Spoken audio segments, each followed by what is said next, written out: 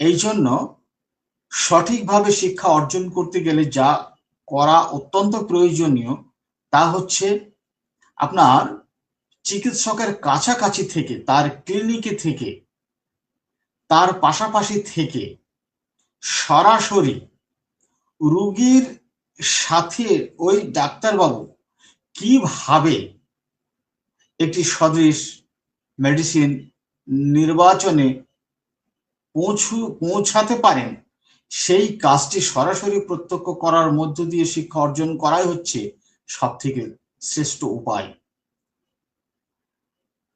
তো সেই কাজটি তো সবসময় সম্ভব হয় না, যার জন্য আমরা এইভাবে লাইভের মধ্য দিয়ে আমাদের অভিজ্ঞতা শেয়ার করার মাধ্যমে আপনাদেরকে কিছু উৎসাহ দিতে আমরা চেষ্টা করি আর কি। তা চলুন আপনারা লাইভটি শেয়ার করতে থাকুন এবং কে কোথা থেকে দেখছেন আবারও কমেন্টের মাধ্যমে জানান, আমি আলোচনা করছি। আজকে যে কেস দেওয়া হয়েছিল ফেসবুকে, সেই কেসটি হচ্ছে ৩৭ বছর বয়সী একজন মহিলা রোগী বাতের ব্যথায় ভুগছিলেন। ঘাড়ে, কোমরে, হাঁটুতে ব্যথা। হাঁটু দুটো অত্যন্ত ফোলা, গরম, শক্ত, খুব বেশি ব্যথা। ছোঁয়া লাগলেই খুব বেশি যন্ত্রণা করে, সেই জন্য একা একদিকে থাকেন, যেন কেউ আঘাত করে না দেয়। ঠান্ডায় কনকন করে যন্ত্রণা করে, হালকা গরম সেঁক দিলে আরাম লাগে। হাঁটতে পারেন না, খুব ব্যথা করে এবং যন্ত্রণা অত্যন্ত বেড়ে যায়। সারা শরীরের পেশিতে ব্যথা, ঠান্ডা জলে স্নান করার পরে ব্যথা যন্ত্রণা বেড়ে যায়। সারা শরীরের সারা দিন শুয়ে বসে থাকতে ইচ্ছা করে, শুয়েও একভাবে থাকতে পারেন না। অস্থিরতা লাগে, এপাশ ওপাশ করতে হয়। শরীর ভীষণ দুর্বল, কাজকর্ম করতে পারেন না, কাজ করতে ইচ্ছাও করে না। একটু হাঁটলেই বুকের ভিতর ধরফর ধরফর করে, হাঁপিয়ে ওঠেন। মাসিক স্রাব প্রতি মাসে হয়, স্বাভাবিক পরিমাণে হয়, কিন্তু ভীষণ যন্ত্রণা করে। স্রাব হওয়ার সময় যন্ত্রণা করে, স্রাব বন্ধ হলে যন্ত্রণা করে না। থেকে থেকে যন্ত্রণা করে, যন্ত্রণা একটানা থাকে না। বাতের ব্যথা শীতকালের ঠান্ডায় বেশি হয় এবং গ্রীষ্মকালে কম থাকে, কিন্তু গরমকাল এলেই পেটের গোলমাল বাড়ে, পাতলা পায়খানা হয়, মলে ভীষণ দুর্গন্ধ। খাবার গোলমাল হলে খাবারের গোলমাল হলে পেটের গোলমাল বাড়ে। খাবারের গোলমাল হলে শীতকালেও পাতলা পায়খানা হয়, পেটে অল্প গ্যাস হয়। মেজাজ খুবই খিটখিটে, কিছু বলার সাথে সাথেই কথা না শুনলে খুব রাগ হয়, চিৎকার করে বকাবকি করেন, আবোল তাবোল বলেন। বকাবকি শুরু করলে অনেকক্ষণ চলে, থামতে চান না। এমনিতেই তিনি বেশি কথা বলেন, বাচাল প্রকৃতির মানুষ। আমার সাথে কথা বলার সময় অবিরাম কথা বলে চলেছিলেন, আমাকে কথা বলার সুযোগ দিচ্ছিলেন না। কখনো সুযোগ পেলে কিছু জিজ্ঞাসা করলে দ্রুত জবাব দিয়েই নিজের কথা বলতে শুরু করেন। রুগী অত্যন্ত অখুশি, বিষণ্ণ, মনে আনন্দ স্ফূর্তি নেই, শরীর নিয়ে খুব বেশি দুশ্চিন্তা করেন। অনেক দিন ধরে চিকিৎসা করার পরও কোনো ঔষধে আরোগ্য হতে পারলেন না, তাহলে ভবিষ্যতে কি হবে ভীষণ চিন্তা হয়। নানা রকম ঔষধ খেতে খেতে শরীর আরো খারাপ হয়ে গেছে, এখন যেখানে সেখানে ঔষধ খেতে সাহস হয় না।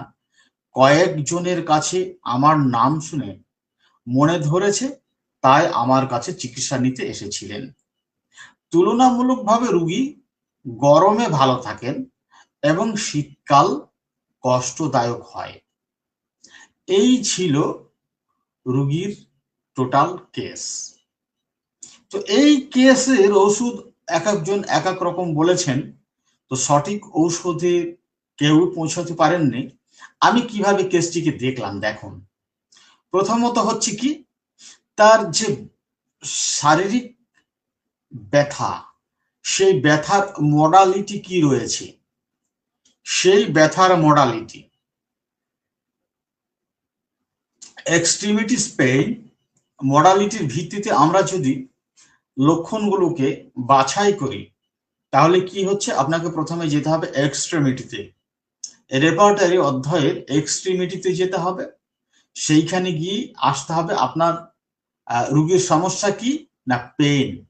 তাহলে এক্সট্রিমিটিস অধ্যায়ে গেলেন, আপনি কি সমস্যার জন্য কি মেডিসিন খুঁজতে চাইছেন, রোগী যন্ত্রণায় ভুগছেন, যন্ত্রণায় কষ্ট পাচ্ছেন, তাহলে এক্সট্রিমিটিস পেইন কি পেন, রিউমেটিক পেন, বাতের ব্যথা, তার বাতের ব্যথা, হাঁটুতে ব্যথা, প্রচুর ব্যথা, কোমরে ব্যথা, তো হাঁটুতে ব্যথা এখন সব থেকে বেশি রয়েছে। তো এই ব্যথাটি কি পেন না রিউমেটিক পেন, এবং সেই পেনটা বেশি হচ্ছে কিসে, ওয়েদার কোল্ড অ্যাগ্রাভেশন, ঠান্ডায় বেশি হচ্ছে, ঠান্ডায় বেশি হচ্ছে।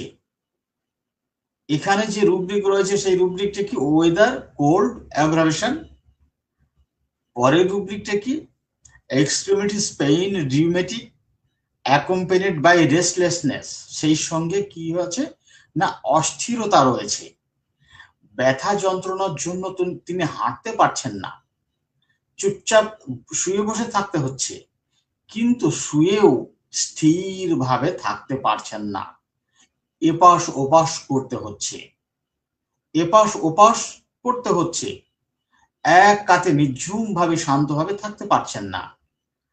সেটা কি না ব্যথার সঙ্গে অস্থিরতা, এই ব্যথার সঙ্গে অস্থিরতা। তাহলে এখানে রুব্রিক হিসাবে কি আছে, extremities pain rheumatic accompanied with restlessness, তারপরে কি extremities pain exertion after slight exertion, মানে সামান্য হাঁটলে, সামান্য পরিশ্রম করলেই তার ব্যথা সাংঘাতিকভাবে বেড়ে যাচ্ছে, ব্যথা সাংঘাতিকভাবে বেড়ে যাচ্ছে। এটা কি না extremities pain exertion after slight exertion, সাংঘাতিকভাবে বেড়ে যাচ্ছে। আপনি এই তিনটি রুব্রিক নেন, রোগীর মধ্যে ব্যথার সাথে সম্পৃক্ত এই তিনটি লক্ষণ অত্যন্ত স্পষ্টভাবে রয়েছে। এই তিনটি লক্ষণ নিলে মেডিসিন কি আসছে, রাস্টক্স, গুয়াইকাম, সিমিসিফোগা, অর্থাৎ সিমিসিফোগা বা অ্যাক্টিয়েডিসিমসা আসছে।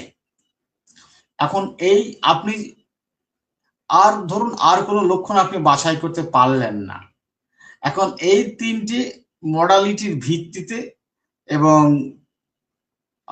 অসুস্থতার চূড়ান্ত অবস্থার সাথে যে লক্ষণ রয়েছে তার ভিত্তিতে আপনি তিনটে লক্ষণ স্পষ্টভাবে আপনি বাছাইকৃত করতে পারলেন।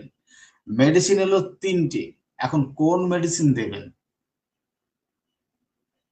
আমাদের কাজ আরো কিছু বাকি আছে। কিভাবে সেই কাজে আমরা ধীরে ধীরে অগ্রসর হই, সেই কৌশল আপনাদের সঙ্গে আলোচনা করছি, শেয়ার করছি। আচ্ছা, পরে আরেকটি লক্ষণ বলেছেন ওই রোগী, আরেকটি লক্ষণ বলেছেন, সেই লক্ষণটি কি, rectum diarrhoea followed by rheumatism, rectum diarrhoea followed by rheumatism, অর্থাৎ এই ডায়রিয়ার পরেই আপনার ব্যথা বেদনা বাড়ছে, ডায়রিয়ার পর ব্যথাকে অনুসরণ করছে। শীতকালে তার ব্যথা বেদনা বেড়ে যাচ্ছে ঠান্ডাতে, এবং গরমকাল এলে তার পাতলা পায়খানা হচ্ছে, পেটের গন্ডগোল বাড়ছে, এটা একটি লক্ষণ, যেগুলো অত্যন্ত স্পষ্ট লক্ষণ এবং যার অত্যন্ত স্পষ্ট মডালিটিস রয়েছে সেইগুলো। আচ্ছা, তারপরে কি chest palpitation of heart exertion aggravation least from the, অর্থাৎ চেস্ট প্যালপিটেশন সামান্য পরিশ্রম করলেই সামান্য একটু হাঁটাচলা করলেই তার শরীর এত দুর্বল হয়ে পড়েছে যে সামান্য হাঁটাচলা করলে, সামান্য চলাফেরা করলেই তার দুর্বলতার জন্য বুক ধড়ফড় ধড়ফড় করছে। তাহলে এটা আমরা কোথায় পাবো? চেস্ট। হার্ট তো বুকে রয়েছে, চেস্ট, চেস্টের পর আমরা কি দেখবো না প্যালপিটেশন। প্যালপিটেশনটা কখন হচ্ছে? প্যালপিটেশন হচ্ছে আপনার exertion aggravation from the least, সামান্য পরিশ্রমে প্যালপিটেশন হচ্ছে। কখন হচ্ছে না সামান্য পরিশ্রমে প্যালপিটেশন হচ্ছে। এই আর হচ্ছে আপনার আর একটা জিনিস আপনি নিতে পারেন, সেটা হচ্ছে ফিমেল জেনিটেলিয়া সেক্স পেইন। কখন? মেন্সেস ডিউরিং অ্যাগ্রাভেশন, মাসিকের সময় তার যন্ত্রণা খুব বেশি বেড়ে যাচ্ছে। তো এগুলো তো আমরা ফিজিক্যাল সিমটম গুলো পেলাম, তারপরেও মেডিসিন যা এলো সেটা কি সঠিক আমরা বুঝবো কেমন করে? চলুন এবার মানসিক লক্ষণগুলো দেখি। মানসিক লক্ষণগুলোর মধ্যে আমি কি দেখলাম না রুগী খুব বেশি কথা বলছেন, প্রচুর কথা বলছেন, বক বক বক বক করে প্রচুর কথা বলছেন। যারা আমার সঙ্গে লাইভে রয়েছেন, লাইভটি টেলিগ্রামে, আমার টেলিগ্রাম গ্রুপে, আমার যে স্পেশাল টেলিগ্রাম গ্রুপ রয়েছে সেখানে লাইভটি শেয়ার করে দেবেন প্লিজ। যারা রয়েছেন ওই গ্রুপের মধ্যে থেকে যারা রয়েছেন তারা এই লাইভটি টেলিগ্রাম গ্রুপে শেয়ার করে দেবেন এবং আপনারা আপনাদের টাইমলাইনেও শেয়ার করে দেবেন। তো ওই পেশেন্ট কি করছেন না প্রচুর কথা বলছেন, প্রচুর কথা বলছেন, অবিরাম কথা বলছেন, অনবরত কথা বলছেন। এই অবিরাম কথা বলা, অনবরত কথা বলা এটা তো সবাই করেন না। আমাদের চেম্বারে যে সমস্ত পেশেন্টগুলো আসেন তারা কেউ চুপ থাকেন, কেউ অনেক বেশি কথা বলেন, কেউ কান্না করেন, কেউ হাসেন। তো এই পেশেন্টের মধ্যে আমরা যা দেখলাম সেটা হলো না প্রচুর কথা বলছেন। এই প্রচুর কথা বলা এটা কোন রুব্রিকের দ্বারা প্রকাশ করা হয়েছে না লকাসিটি, বাচাল, বাচালতা। বাচালতাটা কি? Changing quickly from one subject to another, একটা বিষয় থেকে আরেকটা বিষয় লাফিয়ে লাফিয়ে বিষয় থেকে বিষয়ান্তরে সে অবিরাম কথা বলে যাচ্ছেন এবং এত বেশি কথা বলছেন, এত দ্রুত কথা বলছেন যে আমি তাকে কিছু জিজ্ঞাসা করব এই স্কোপ পাচ্ছি না, এই স্কোপ পাচ্ছি না। তো এই স্কোপ পাওয়ার মধ্যেও আমি যখন একবার একটা ছোট্ট করে প্রশ্ন করছি, পেশেন্ট কি করছেন খুব দ্রুত উত্তর দিচ্ছেন, খুব দ্রুত, খুব দ্রুত উত্তর দিয়ে তিনি পুনরায় তার নিজস্ব বক্তব্যে ফিরে আসছেন এবং অবিরাম ভাবে বলতে শুরু করছেন। এটা কি অ্যান্সারিং হাস্টলি, অ্যান্সারিং হাস্টলি, দ্রুত উত্তর দিচ্ছেন, অ্যান্সারিং হাস্টলি, দ্রুত উত্তর দিচ্ছেন। দেখেন আমি আমার সামনে পেশেন্ট যা করছেন, যা বলেছেন, আমি সেইগুলোকেই শুধু রুব্রিকে কনভার্ট করেছি। এই অভিজ্ঞতা না থাকলে সদৃশ ঔষধে কদাচিৎ আসা সম্ভব, কিন্তু বেশিরভাগ ক্ষেত্রেই ব্যর্থ হওয়ার সম্ভাবনা রয়েছে। এই জন্য এটা শিখতেই হবে। তারপরে কি তিনি বিভিন্ন জায়গায় ওষুধ খেয়েছেন, বিভিন্ন জায়গায় চিকিৎসা করেছেন। এত ওষুধ খাওয়ার পরেও যখন সুস্থ হতে না পেরেছেন, বরং আরো বেশি শরীরের উপরে ওষুধের প্রতিক্রিয়া সৃষ্টি হয়েছে, যার জন্য এখন তিনি যেখানে সেখানে ওষুধ খেতে সাহস পাচ্ছেন না, ভয় পাচ্ছেন। Fear of being poison, delusion, poison he has been, delusion, poison, medicine, being poisoned by। এই সব রুব্রিক গুলো নিলে মেডিসিন আসে সিমিসিফিউগা এবং তিনি কথা বলছিলেন লাউডলি, উচ্চ টনে কথা বলছিলেন, উচ্চ টোনে কথা বলছিলেন। মেডিসিন হচ্ছে সিমিসিফিউগা বা অ্যাক্টিয়া রিসিমোসা।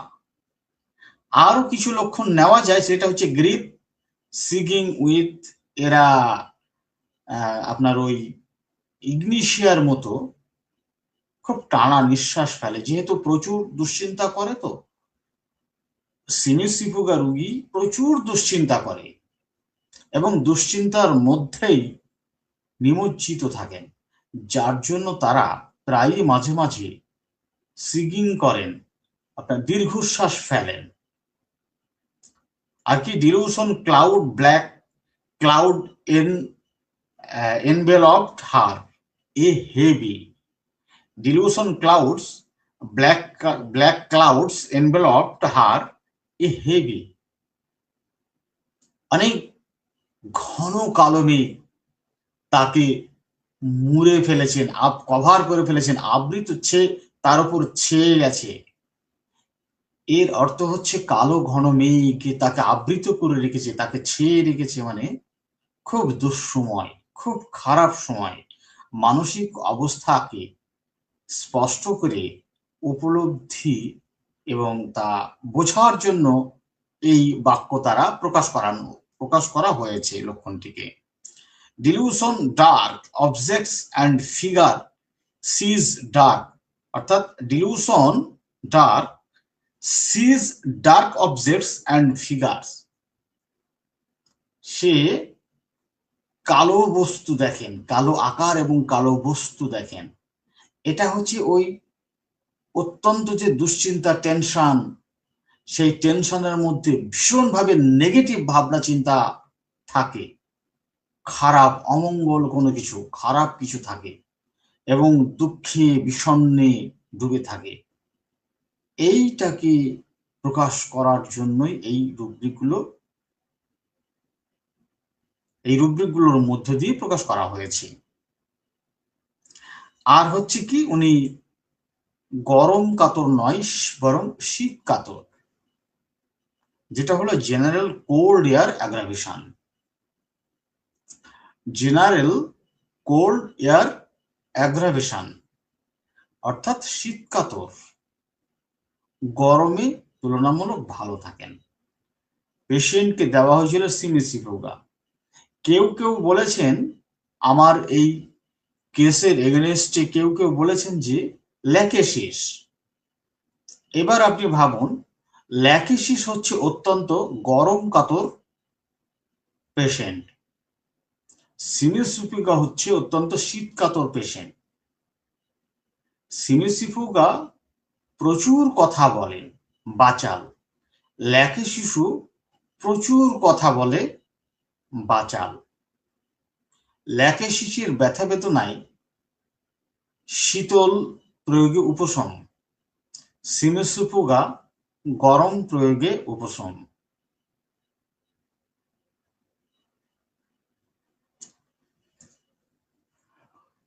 ল্যাকেসিসে প্রচুর হিংসা রয়েছে। সিমিসিফুগাতে অবজ্ঞা রয়েছে।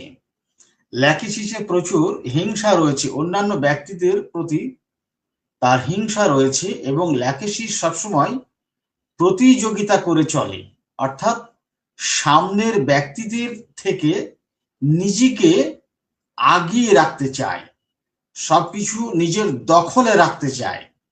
ল্যাকেসিস সবকিছু নিজের দখলে রাখতে চায়, সবকিছু নিজে প্রাপ্ত হতে চায়, সে 1 নম্বর স্থানে থাকতে চায়, প্রতিযোগিতায় সবার আগে থাকতে চায়, সব থেকে ভালো কিছু প্রাপ্ত করতে চায়। সে প্রচুর বকে আর সে সর্বদাই অপরের নামে দুর্নাম করে।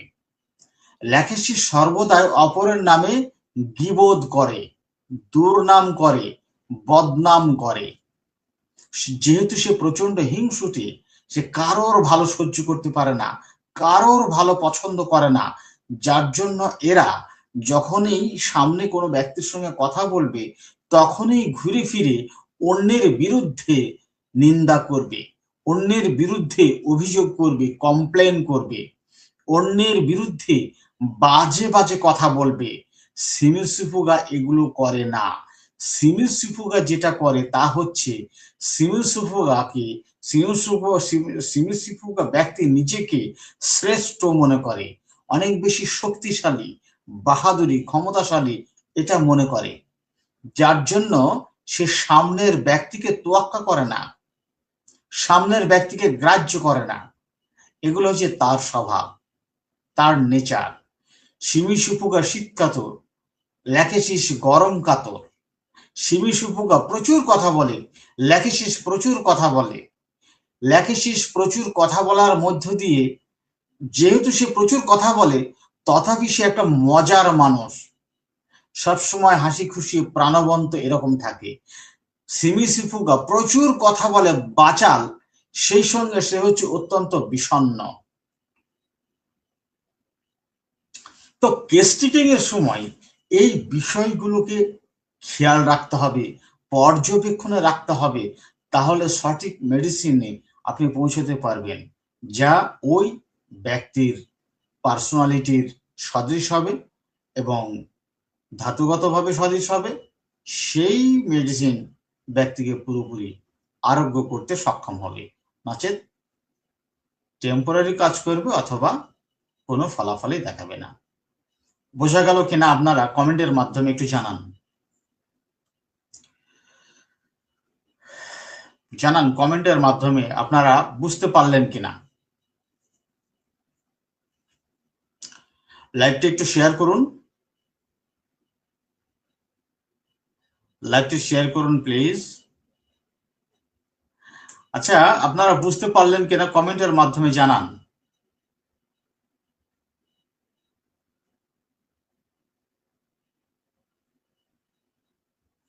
আপনারা কি শুনতে পাচ্ছেন আমার কথা? আমি বুঝতে পারছি না যে আপনারা শুনতে পাচ্ছেন কিনা আসলে।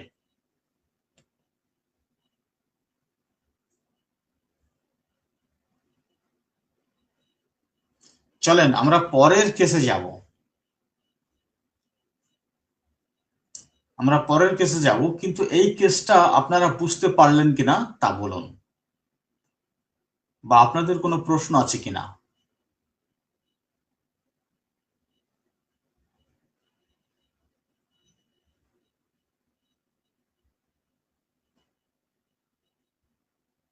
কোনো প্রশ্ন?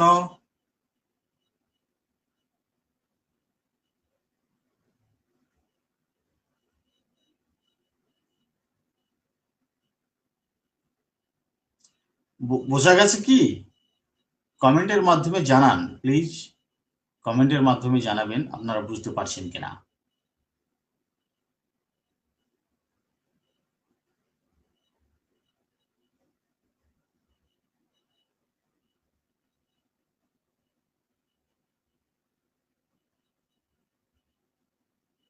হ্যালো,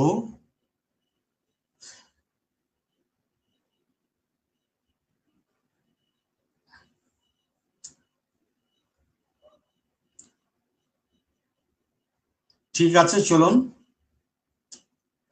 এবার আমি একটি কেস আপনাদের সঙ্গে শেয়ার করছি।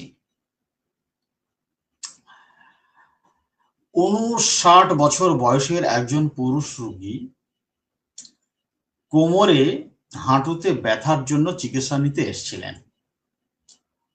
কোমরের ব্যথা দীর্ঘদিন ধরে আছে, মাঝে মাঝে বাড়ে। ৩ মাস থেকে হাঁটুর ব্যথা হয়েছে। প্রথম দিকে ব্যথা কম ছিল, চলাফেরায় অসুবিধা হতো না, তাই গুরুত্ব দেননি। যা আমি কেসের মধ্যে যা আলোচনা করছি সেটাকে ভালো করে বোঝার চেষ্টা করবেন, শুনতে হবে, গুরুত্ব দিয়ে শুনতে হবে এবং লিঙ্ক করতে চেষ্টা করবেন, একটি কথার সঙ্গে আরেকটি কথার লিঙ্ক করতে চেষ্টা করবেন, তাহলে মেডিসিন আসতে পারবেন। হাঁটুর ব্যথা ৩ মাস থেকে বেড়েছে। প্রথম দিকে ব্যথা কম ছিল। ৩ মাস থেকে হাঁটুর ব্যথা হয়েছে।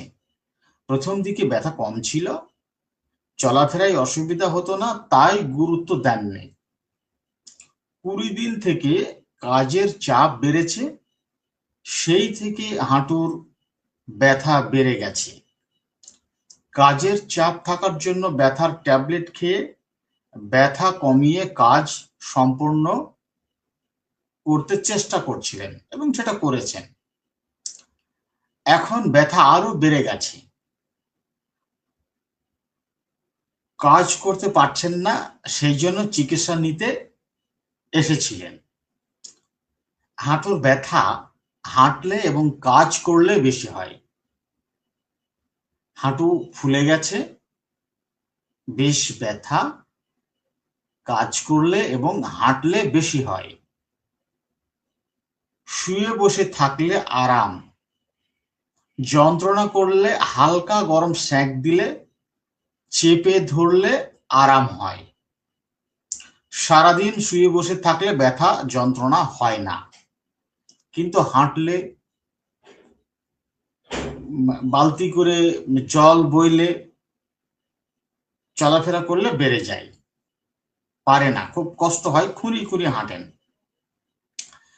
রুগী বলছিলেন যে বেশি দিন বসে থাকতে পারবেন না, গরিব মানুষ, তাকে কাজ করতেই হবে।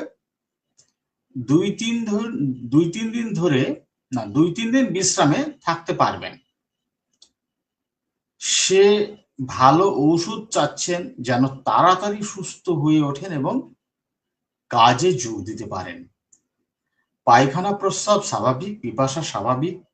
শীতকালে এখন ঘাম হয় না, তবে পরিশ্রম বেশি হলে তখন অল্প ঘাম হয়। পেটে কোনো সমস্যা নেই, ঘুম ভালো হয়, কিন্তু মনে চাপ আছে। ব্যথা তাড়াতাড়ি আরোগ্য না হলে কাজে যেতে পারবেন না, তাহলে সংসার চালাবেন কেমন করে? তিনি কয়েকদিন কাজ ছেড়ে থাকতে পারবেন, কিন্তু বেশি দিন বসে থাকলে অভাব চলে আসবে। তিনি বরাবরই প্রচন্ড কাজের মানুষ, কাজ ছাড়া সময় বাজে নষ্ট করেন না, টাকা পয়সাও বেশি খরচ করতে পছন্দ করেন না। এই ছিল কেস। বলুন, এই কেসের মেডিসিন কি হবে?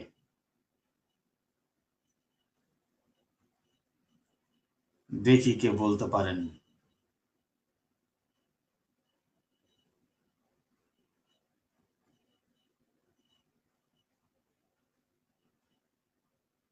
মেডিসিন কি হবে এই কেসের? এই রোগীর মেডিসিন কি হবে?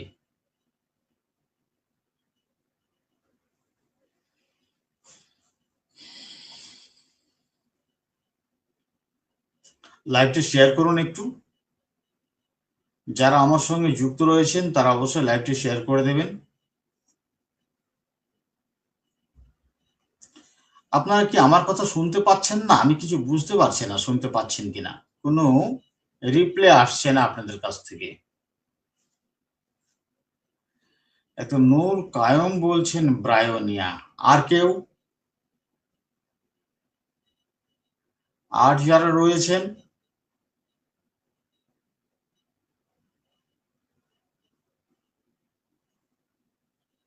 চলুন আমি বলি। এই কেসের মেডিসিনটা কি হবে আমি রেপার্টরি করে আপনাদেরকে বলছি। প্রথমে ফিজিক্যাল সিমটম গুলো আমি নিচ্ছি। Extremities pain, joints warmth amel, গরম সেঁক দিলে অঙ্গ প্রত্যঙ্গের ব্যথা কমে যায়। Extremities pain, joints motion aggravation, নড়াচড়ায় বৃদ্ধি, হাঁটা চলায় নড়াচড়ায় জয়েন্টের ব্যথার বৃদ্ধি। রোগী তাই বলেছেন। Extremities pain, warm application amel, warm, হালকা গরম সেঁক দিলে ব্যথার উপশম হয়। Extremities pain, joints pressure amel, চাপ দিলে ওই ব্যথাটা কমে। স্পষ্ট মোডালিটি যা থাকে সেটাই হলো সিমটম, নির্দেশক লক্ষণ।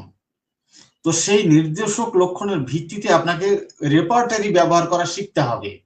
যদি রেপার্টারি ব্যবহার করা শিখতে না পারেন, তাহলে আপনার কাজ অনেক কঠিন হবে, কাজ অনেক শ্রমসাধ্য হবে। আর রেপার্টারি করা যদি শিখতে পারেন, তাহলে আপনার কাজ হবে অনেক সহজ সরল এবং খুব সহজেই আপনি কাজকে কমপ্লিট করতে পারবেন। তো এক্সট্রিমিটিস পেইন, জয়েন্ট প্রেশার অ্যামেল, আমি যেহেতু ব্যথা বেদনার উপরে, ব্যথা বেদনাই হচ্ছে রোগীর সব থেকে প্রমিনেন্ট সিমটম, এবং ওই ব্যথা বেদনার সাথে সম্পৃক্ত হ্রাস বৃদ্ধি এবং অ্যাসোসিয়েটেড বা আপনার ওই কি বলে অ্যাসোসিয়েটেড যে লক্ষণগুলো রয়েছে, সেই লক্ষণের ভিত্তিতে আমি এখানে রেপার্টরির মধ্যে থেকে লক্ষণগুলোকে বাছাইকৃত করব। Extremities pain joint walking after aggravation, হাঁটা চলা করলে তার হাঁটুর ব্যথাটা বেড়ে যায় বলেছেন, নড়াচড়া করলে হাঁটুর ব্যথা বেড়ে যায় সেটা তিনি বলেছেন, এবং হালকা গরম সেঁক দিলে আরাম লাগে সেগুলো বলেছেন। এটা তো গেল আপনার ফিজিক্যাল সিমটম। এবার মেন্টাল সিমটম গুলো কি রয়েছে ওই পেশেন্টের মধ্যে আমি কি পেলাম, পেশেন্ট কি বললেন, পেশেন্ট বললেন কি না, আমি যত মানে প্রথম দিকে যেহেতু কাজ করতে কোনো অসুবিধা হচ্ছিল না, তাই ব্যথাকে খুব একটা বেশি গুরুত্ব দেওয়া হয়নি, কিন্তু ওই ব্যথা নিয়েই তিনি কাজকর্ম করে গেছেন। তো ব্যথা নিয়ে কাজকর্ম করতে করতে যখন ব্যথাটা একটু বেশি বেড়ে গেছে, ঠিক তখন তিনি অ্যালোপ্যাথি ব্যথার ওষুধ নিয়ে এসে খেয়েছেন আর কাজ করেছেন। কেন না, যদি ওষুধ না খেয়ে এই ব্যথা নিয়েই কাজ করেন তাহলে ব্যথা আরো বেশি বেড়ে যাবে, আর আরো বেশি বেড়ে গেলে তেনাকে বসে যেতে হবে, বসে গেলে কাজ করতে পারবেন না, এটা হচ্ছে তেনার ভয়। এই জন্য তিনি ওই গ্রাম থেকে অল্প স্বল্প কয়েকটি ওষুধ কিনে নিয়ে এসে খেয়েছেন আর কাজ করেছেন। তো তখনও যে ভালো চিকিৎসা নিতে হবে এই ভাবনা চিন্তায় তিনি আসেননি। তারপরে যখন ব্যথা আরো বেশি বেড়ে গেছে আর কাজ করতে পারছেন না, তখন তিনি কম্প্রোমাইজ করেছেন যে এবার চিকিৎসা নিতে হবে, না হলে সমস্যা আরো অনেক বেশি বেড়ে যাবে এবং তাড়াতাড়ি আরোগ্য হবে না, অনেকদিন বিছানায় পড়ে থাকতে হবে। তো অনেকদিন বিছানায় পড়ে থাকতে হলে তার তো অনেক বেশি ক্ষতি হয়ে যাবে, অনেক বেশি ক্ষতির সম্মুখীন হতে হবে। সেই অনেক বেশি ক্ষতিকে আপনার রক্ষা করার জন্য সে চিকিৎসায় এসছেন, অর্থাৎ বেশি ক্ষতিকে বন্ধ করার জন্য কম ক্ষতিকে তিনি মেনে নিয়েছেন, এটা হলো বার্গেনিং। তার জন্য তিনি এখন চিকিৎসা নিতে এসছেন যে ব্যথা আরো বেশি যদি বেড়ে যায়, আরো বেশি খারাপ হয়ে যায়, তাহলে তাকে অনেক দিন বসে থাকতে হবে, কিন্তু এখন যে পর্যায়ে আছে ঠিক এই পর্যায়ে যদি চিকিৎসা নেওয়া হয় তাহলে তাড়াতাড়ি সেরে যাবে এবং অল্প খরচের মধ্যে তিনি সুস্থ হয়ে যাবেন এবং তাড়াতাড়ি কাজে যোগ দিতে পারবেন, তাহলে তার খরচাটা কম হবে, লাভটাই বেশি হবে। এই হিসাব নিকাশ করে তিনি এবার ওষুধ নিতে এসছেন। এটা হলো বার্গেনিং। আর কি, অ্যাভারিজ, মোস্ট অ্যাভারেজ।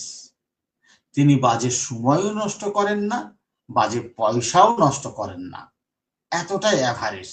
কোনো কিছু নষ্ট না করা, সব কিছুকে অটুট রাখা, সংরক্ষণ করা, কোনো কিছু ক্ষতি না করা, এগুলো হচ্ছে অ্যাভারেজের লক্ষণ, এগুলোকে অ্যাভারেজ বলা হয়। টকিং বিজনেস অফ, তিনি কাজের কথা বলছেন, তিনি বারবার কাজের কথা বলছেন, বিজনেস হচ্ছে কাজ।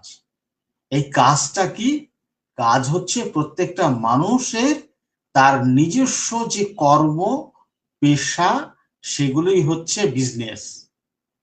তিনি সেই কাজের কথা বলছেন, এই জন্য টকিং বিজনেস, যে তিনি বেশি দিন বসে থাকতে পারবেন না, শুয়ে থাকতে পারবেন না, তাকে কাজে যেতে হবে, তাড়াতাড়ি সুস্থ হতে হবে।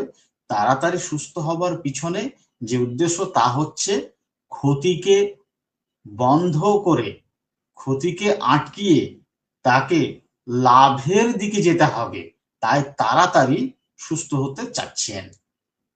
আর কি, ফিয়ার অফ পোভার্টি, ওই যে দারিদ্রতা আর ভয়, যদি বেশি দিন বসে থাকতে হয়, শুয়ে থাকতে হয়, কাজ ছেড়ে থাকতে হয়, তাহলে তার ক্ষতিটা বেশি হবে এবং দারিদ্রতার মুখোমুখি হতে হবে। ডিলিউশন পুর হি ইজ, তিনি যেহেতু এখন আর কাজকর্ম করতে পারছেন না, তিনি যেহেতু আর এখন কাজকর্ম করতে পারছেন না, অর্থাৎ ল্যাক অফ সামথিং তার মধ্যে রয়েছে, কোনো কিছুর অভাব তার মধ্যে রয়েছে, অর্থাৎ শক্তিহীনতা, ক্ষমতাহীনতা, এটা হলো ডিলিউশন পুর।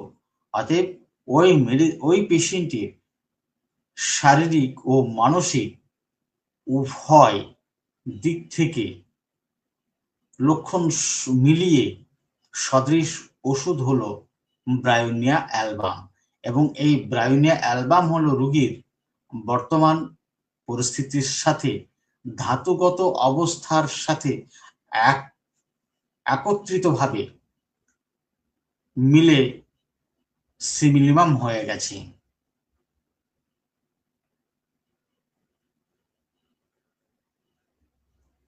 এই পেশেন্টকে দেওয়া হলো ব্রায়োনিয়া। অতএব আপনাদেরকে মানে রেপার্টরি ব্যবহারের কৌশল শিখতে হবে। আর একজন ফিজিশিয়ানের সব থেকে গুরুত্বপূর্ণ কাজ হচ্ছে কেস টেকিং করা। সব থেকে গুরুত্বপূর্ণ কাজ হলো কেস টেকিং করা। তো কেস টেকিং তো করব, কেস টেকিং এ কি করব?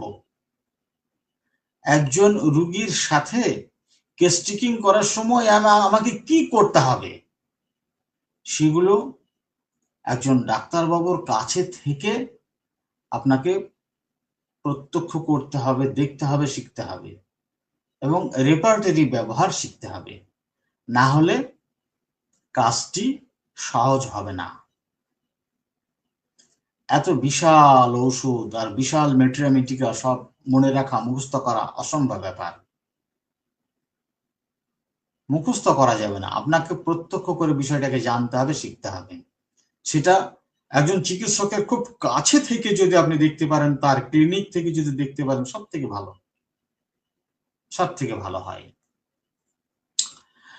তো ডাক্তার এমডি জাহাঙ্গীর এবং ডাক্তার নূর কায়ুম, এমডি মেহেদী হাসান এবং নূর কায়ুম, আপনাদেরকে অভিনন্দন সঠিক মেডিসিন বলতে পারার জন্য। আরেকটি কেস বলবো। একটি পেশেন্ট, আজকে ব্যথা নিয়েই বলবো। তার গোড়ালির তলায় ব্যথা, দুই গোড়ালিতে ব্যথা, প্রচুর ব্যথা।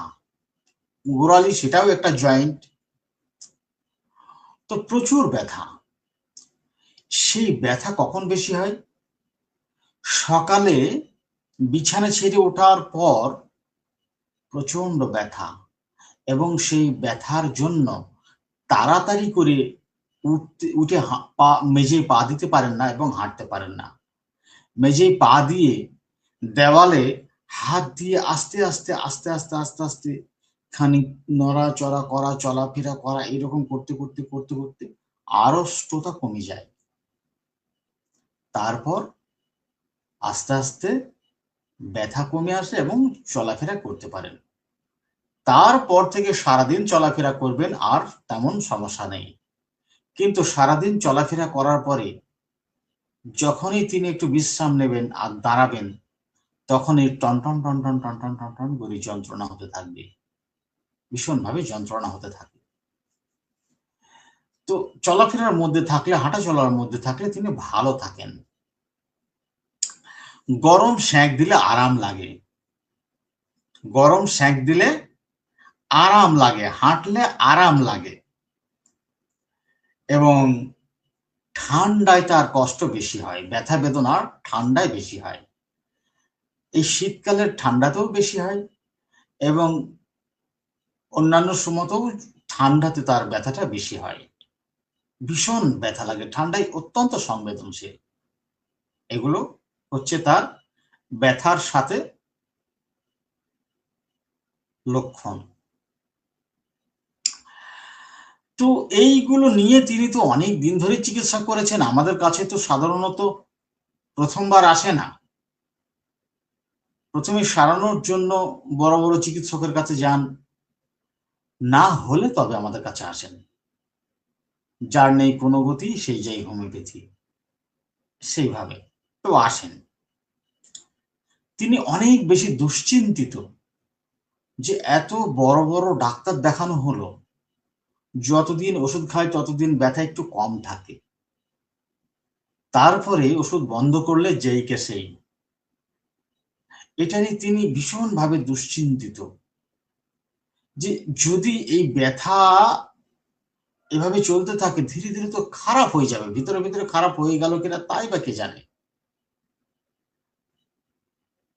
আমি যদি সারাতে না পারি এবং এভাবে যদি খারাপ হয় তাহলে তো বিছানায় পড়ে যাব। তাহলে আমার কাজকর্মগুলো কি করে হবে?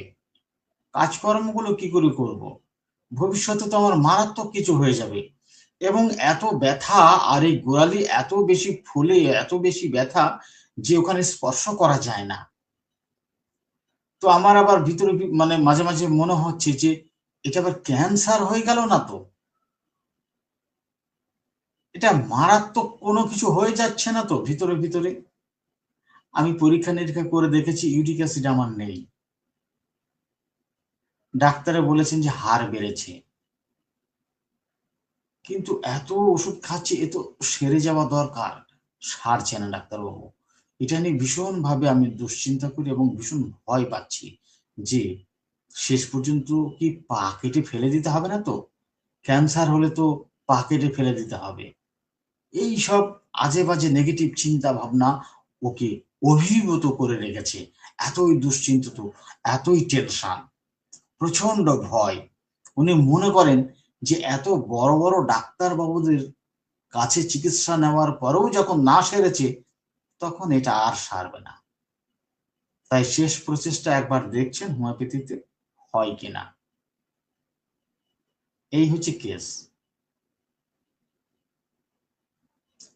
পেটের গন্ডগোল সামান্য রয়েছে, মাঝে মাঝে খাবার গোলমালে একটু গ্যাস অম্বল অ্যাসিডিটি হয়, পায়খানা স্বাভাবিকই হয়, মাঝে মাঝে একটু একটু পাতলা টাইপের হয়, আবার ঠিক হয়ে যায়।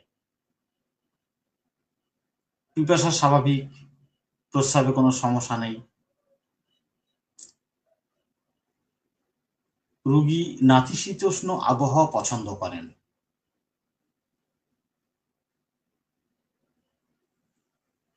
প্রচন্ডভাবে দুশ্চিন্তিত রোগী, প্রচন্ডভাবে মানে স্ট্রেসড অবস্থায় রয়েছেন।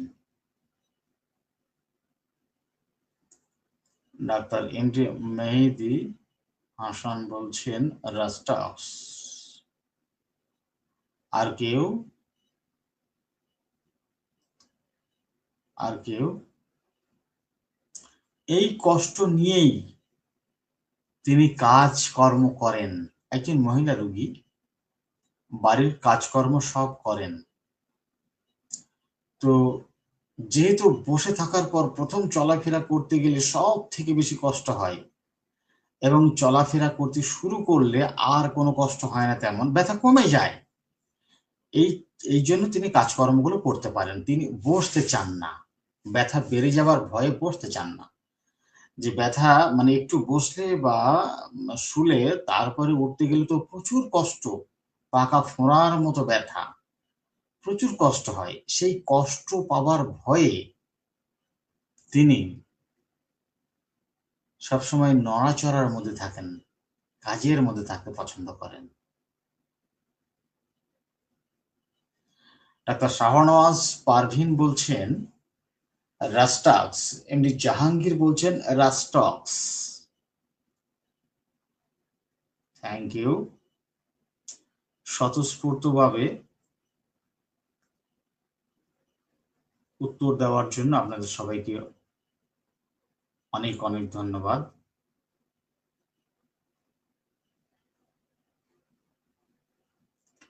একটা সাইদা হক রাস্টাক্স। ডাক্তার নূর কায়ুম রুটা।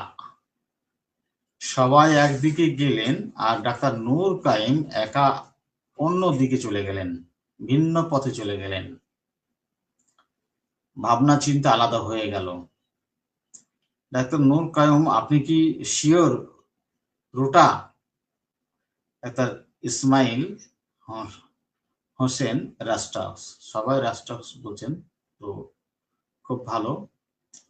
ডাক্তার নূর কায়ুম, আপনি একা রোটা বলছেন, তো আপনি কি নিশ্চিত রোটা?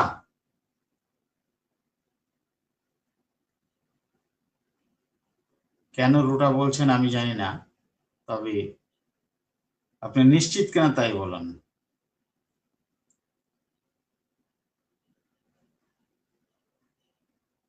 লাইভটি শেয়ার করে দেবেন। রেপার্টারি মানে কেস টেকিং এর সাথে সাথে রেপার্টারি শেখার কৌশল যদি জানা থাকে, তাহলে কেস হ্যান্ডেল করা অনেক সহজ হয়, সুবিধা হয়, এবং সেটা দূর থেকে শিক্ষা নিয়ে চোস্ত হওয়াটা, মানে দক্ষতাপূর্ণ হওয়াটা একটু একটু কঠিন। সেগুলো চিকিৎসকের কাছাকাছি থেকে যদি দেখা যায় যে কিভাবে কেস টেকিং করছেন, কিভাবে মেডিসিন নির্বাচন করছেন, কিভাবে রেপার্টারি করছেন, এবং সঙ্গে কয়েকটি মেডিসিন এলে সেখানে কি করছেন, এই সব বিষয়গুলোকে যদি দেখানো যায়, হাতে কলমে যদি দেখতে পারেন, সেখানে সলিড শিক্ষা অর্জনটা হয় এবং খুব ভালো হয়। ডাক্তার নূর কায়ুম রোটাতে উনি এখনো পর্যন্ত রয়েছেন, রোটাকে ছাড়ছেন না। তো ঠিক আছে, চলুন আমি কেসটি ডিসক্লোজ করছি। তো কেসটি ডিসক্লোজ করার পরে আপনাদের কারোর কিছু জিজ্ঞাসা থাকলে বলবেন, কারোর কিছু পরামর্শ থাকলে আপনারা কমেন্টের মাধ্যমে একটু জানান। এই কেসটি আমার লাস্ট কেস। ভিডিওগুলো লম্বা করব না, ভিডিও লম্বা করলে আপনাদের শুনতেও অসুবিধা হয়, ধৈর্য থাকে না, যার জন্য লম্বা সময় ধরে আর আলোচনা করব না। ছোট ছোট আলোচনার মধ্য দিয়ে আপনাদেরকে মূল বিষয়টিকে বোঝানোর চেষ্টা করছি। তো আপনাদের কিছু কমেন্ট থাকলে অবশ্যই জানাবেন, মতামত থাকলে জানাবেন। আমি এবার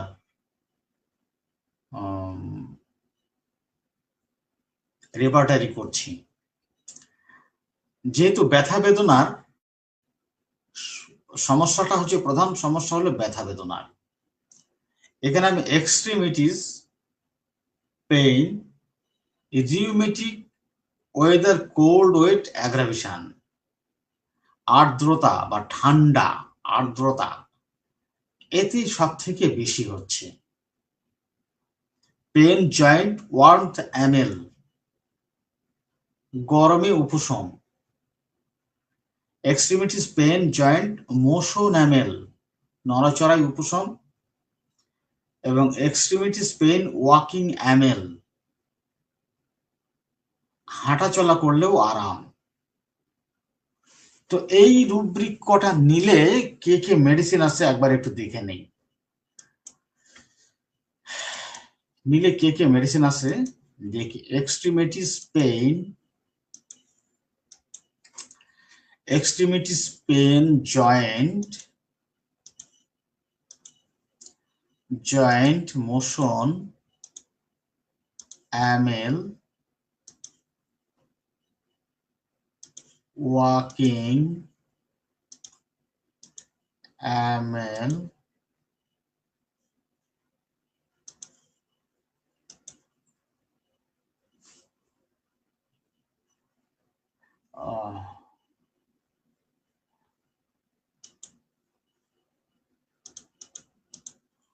এক্সট্রিমিটিস পেইন ওয়াকিং অ্যামেল, যন্ত্রণা হাঁটলে কমে।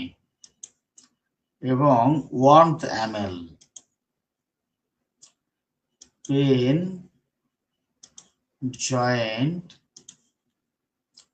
Warmth amel. extremities pain joints motion amel, extremities pain walking amel, extremities pain joints warmth amel। এই চারটে। আর হচ্ছে ঠান্ডায় বৃদ্ধি, extremities pain rheumatic, extremities pain, rheumatic, weather, cold, aggravation, ঠান্ডায় বেশি। আচ্ছা, এই চারটি রুব্রিক নিয়ে মেডিসিন এলো 5টা। রাস্টক্স,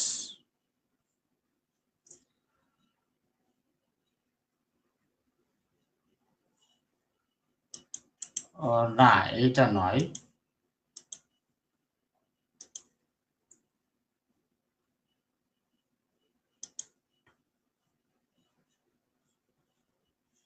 extremities pen,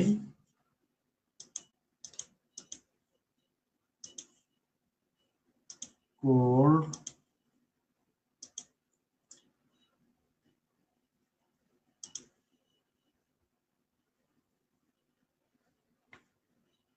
extremities pain, cold, aggravation.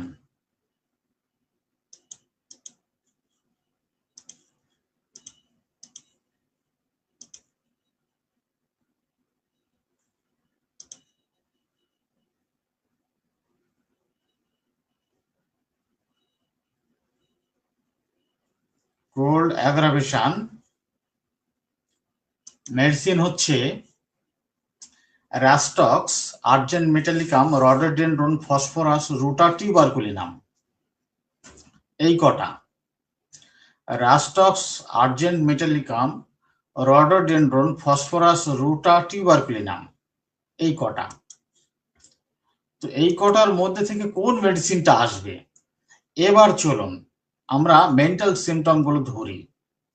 Mental symptom গুলোর মধ্যে কি আছে না, ওনার মধ্যে একটা ভীষণ ভয় রয়েছে, প্রচন্ড ভয়, যেটা অনেক খারাপ কোনো কিছু হয়ে যাবে, অনেক খারাপ কোনো কিছু হয়ে যাবে।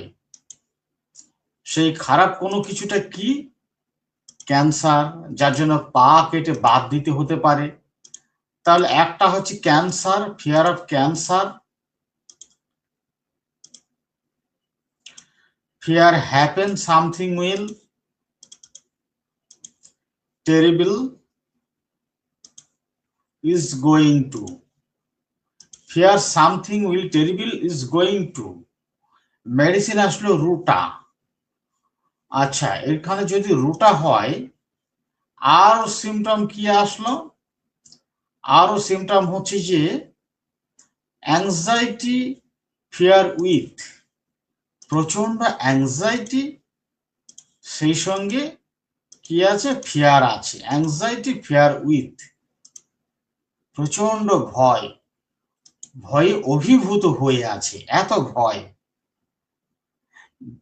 Light desire, anxiety dark in, ভেতরে কোনো কিছু হয়ে গেল নাকি?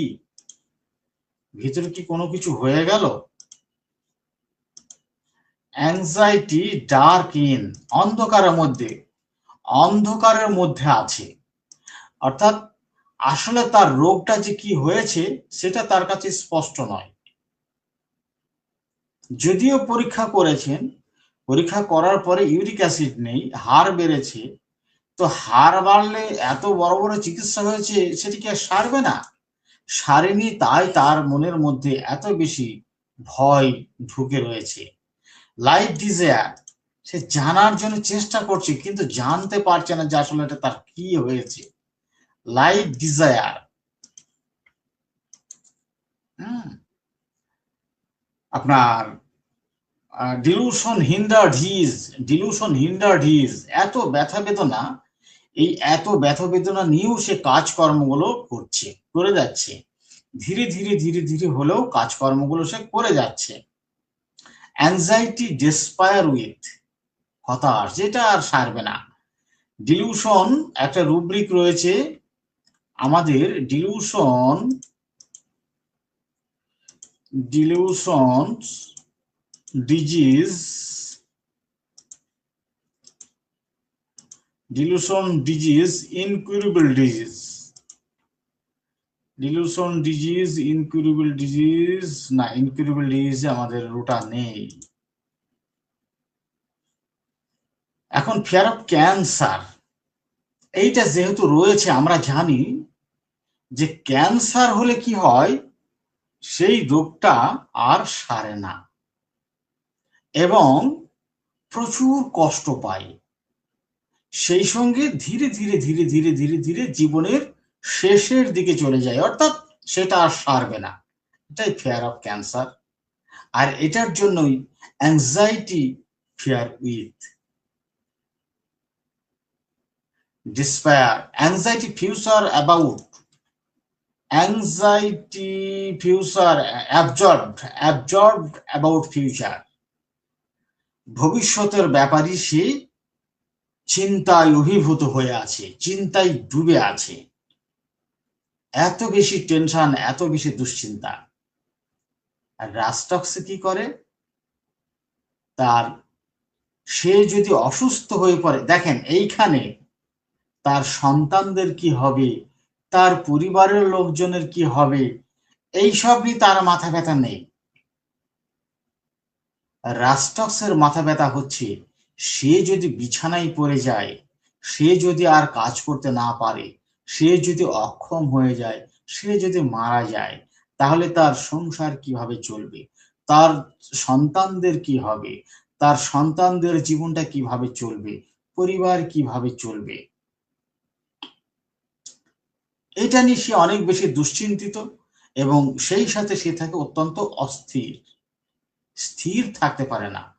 এবং সেই সাথে তার মধ্যে লাইট ডিজায়ার, অ্যাংজাইটি, ডার্কিন এসব থাকে না। তার ভিতরে যেটা থাকে সেটা হচ্ছে ফিয়ার সুপারস্টিশিয়াস। তার মধ্যে একটা বদ্ধমূল কুসংস্কারের ধারণা থাকে যে এই রকম ব্যথাতে তার প্রতিবেশীদের কেউ, আত্মীয়দের কেউ ভুগেছে বা কাউকে ভুগতে দেখেছে, অথবা কানে শুনেছে বা টিভিতে দেখেছে ইত্যাদি, যে এই রকম সমস্যায় ভুগেছে, অনেক বড় বড় চিকিৎসকের কাছে অনেক খরচ খরচা করে চিকিৎসা করেছে, কিন্তু শেষ পর্যন্ত ফলাফল খারাপই হয়ে গেছে, সাইরে ওঠেনি, মারা গেছে, বেকার হয়ে গেছে। তাদের সেই ছবি তার মনে এমন ভাবে প্রভাবিত করেছে যে ওই ভয় তাকে এখন সবসময় ভয়ার্ত করে তুলছে। তাকে কোনোভাবেই যুক্তি, পরামর্শ এসব দিয়ে বোঝানো যাবে না যে সেই ব্যক্তিগুলো ওই রকম খারাপ হয়ে গেছে বলে আপনিও খারাপ হবেন, এর যুক্তি কি?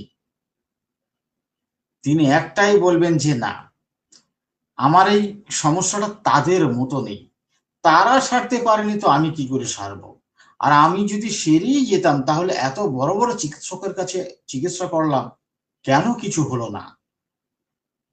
এই বিশ্বাসের মধ্যে থেকে তাকে বার করা যাবে না, এটা হলো ফিয়ার সুপারস্টিশিয়াস। এই পেশেন্টের মধ্যে এই ধরনের ফিলিংস গুলো নেই। তো আমরা ব্যথা বেদনার জন্য যে সমস্ত মেডিসিন গুলো জানি, ম্যাক্সিমাম রুগী সেই সমস্ত মেডিসিনের মধ্যেই থাকে। আমরা কেস টেকিং করে, প্রপার কেস টেকিং করে পেশেন্টকে আলাদা করতে পারি না, যার জন্য সঠিক ঔষধে পৌঁছাতে কষ্ট হয়। এটাই হচ্ছে ব্যাপার। আপনারা সেই মেডিসিনগুলো সব জানেন, সবাই জানেন, কিন্তু প্রপার কেস টেকিং এর মাধ্যমে সেই মেডিসিনকে আলাদা করতে না পারার জন্য আমরা কনফিউশনের মধ্যে পড়ে যাই, ঠিকঠাক বুঝতে পারি না। আপনাকে অবজারভেশন মানে সুদক্ষ পর্যবেক্ষণ এবং রুগী অসুস্থতার সঙ্গে কি করছে, কি ভাবছে, এবং দৈহিক সমস্যাগুলো যদি অত্যন্ত প্রকট থাকে তার স্পষ্ট মোডালিটি কি রয়েছে, এই সবগুলোকে সমন্বয় করে আপনাকে রেপার্টারি করে সঠিক মেডিসিনে পৌঁছাতে হবে। তো এগুলো করার পরও আপনার সামনে যদি একটা মেডিসিন আসে তারপরেও আপনাকে ধারণা রাখতে হবে ওই মেডিসিন যা আপনার রেপার্টরিকরণের পরে এসছে তা পেশেন্টের সদৃশ হয়েছে তো। যেমন রাস্টক্স আর রুটা, এরা অত্যন্ত সদৃশ। যদি এই দুটো মেডিসিন আসতো এখানে, আমাকে আবার বিবেচনা করতে হতো যে এই রাস্টক্স আর রুটা এই দুটো মেডিসিনকে সামনে রেখে পেশেন্টের মধ্যে আমাকে আবার পর্যবেক্ষণ করতে হতো, করে দেখে নিয়ে আমাকে নিশ্চিত হতে হতো যে আসলে পেশেন্টটা রুটা না রাস্টক্স। এইটা তো মুখে বলে তো আপনারা বুঝতে পারবেন না। আমি যে বলছি এটা জাস্ট মনে হবে যেন একটা মৌখিক বলা, কিন্তু এটা একেবারে কাছে থেকে যখন দেখা হবে তখন বোঝা যাবে যে না, আসলেই এগুলো বাস্তব, যা আমাদের চোখ থেকে এড়িয়ে যায়, আমাদের ধারণা থেকে বিচ্যুতি ঘটে। এই হচ্ছে মূল বিষয়। তো বলুন কেমন লাগলো। আমার এই video ambition of homeopathy YouTube চ্যানেলে আপলোড করা থাকবে। এই আলোচনাগুলো অ্যাম্বিশন অফ হোমিওপ্যাথি ইউটিউবে আপলোড করা থাকবে। আপনারা অ্যাম্বিশন অফ হোমিওপ্যাথি ইউটিউবে গিয়ে দেখে নিতে পারেন। আরো অনেক ভিডিও রয়েছে, সেইখানে আপনারা সেই ভিডিওগুলো দেখতে পারেন যদি আমার আলোচনা আপনাদের ভালো লাগে। আমার আলোচনা আপনাদের কেমন লাগে আপনারা আপনাদের মতামত দিয়ে আমাকে সহযোগিতা করবেন, বা আপনাদের কোনো পরামর্শ থাকলে সেগুলো আপনারা কমেন্টের মাধ্যমে জানিয়ে আমাকে সহযোগিতা করবেন। আপনাদেরকে এভাবে রেপার্টরি শিখতে হবে। রেপার্টরি না শিখতে পারলে ভালো জায়গা তৈরি করা যাবে না। আর আমরা এতদিন ধরে যে মানসিক লক্ষণের উপরে কাজ করেছি, মানসিক লক্ষণগুলো যে বুঝেছি, সেই মানসিক লক্ষণগুলোকে আমরা খুব ভালোভাবে দক্ষতার সঙ্গে ইউটিলাইজ করতে পারি। ফিজিক্যাল সিমটমগুলো, ফিজিক্যাল সিমটমের সমন্বয়েও কোনো মেডিসিন আমাদের সামনে আসলে সাথে সাথে এক পলক দেখে আমরা একটা ধারণা করে নিতে পারি, আমাদের যে অভিজ্ঞতা তার থেকে ধারণা করে নিতে পারি যে এই মেডিসিন মানে এই ব্যক্তি এই মেডিসিনের মধ্যে পড়বে। যেমন ধরুন রাস্টক্স, রুটা, রডোডেনড্রন, এগুলো প্রায় একই রকমের লক্ষণ নিয়ে থাকে। রাস্টক্স, রুটা, রডোডেনড্রন, সাইকোটিক্কো, আপনার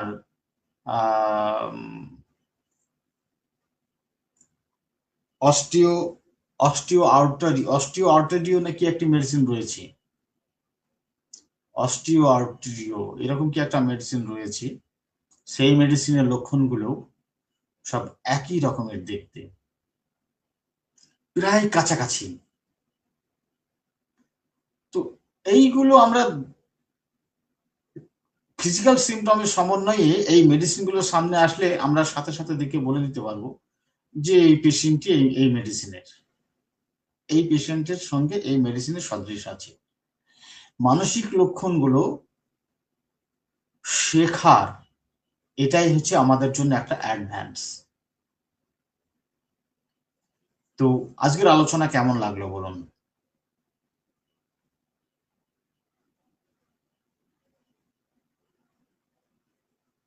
কারো কোনো কিছু জিজ্ঞাসা থাকলে বলুন, কারো কিছু প্রশ্ন থাকলে বলুন। আর আলোচনা কেমন লাগলো বলুন। এই video ambition of homeopathy YouTube চ্যানেলে আপলোড করা থাকবে, আপনারা সেখান থেকে পরবর্তী সময়ে যখন খুশি তখনই দেখে নিতে পারবেন। এবং যারা এখনো পর্যন্ত অ্যাম্বিশন অফ হোমিওপ্যাথি ইউটিউব চ্যানেলকে সাবস্ক্রাইব করেননি, তারা অবশ্যই সাবস্ক্রাইব করে নেবেন, তাহলে কোনো ভিডিও আপলোড করার সঙ্গে সঙ্গে আপনারা নোটিফিকেশন পেয়ে যাবেন এবং সবার আগে ভিডিওটি দেখে নিতে পারবেন। হোমিওপ্যাথি সম্বন্ধে যথেষ্ট জ্ঞান অর্জন করার জন্য আমার ইউটিউবে প্রচুর ভিডিও দেওয়া আছে, সেখান থেকে আপনারা হোমিওপ্যাথি সম্বন্ধে অনেক অভিজ্ঞতা অর্জন করতে পারেন। তো আজকের লাইভ এখানেই শেষ করব, আর আলোচনা বাড়াবো না। এখন আপনারা বলুন আপনাদের কেমন লাগলো এই আলোচনা, বা আপনাদের কোনো মতামত থাকলে আপনারা কমেন্টের মাধ্যমে একটু জানান তাড়াতাড়ি।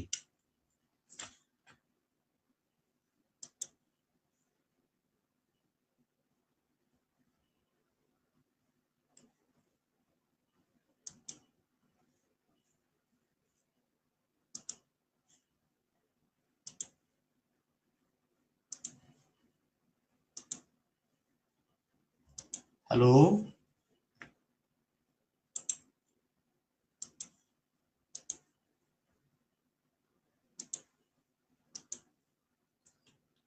কেউ কিছু বলবেন?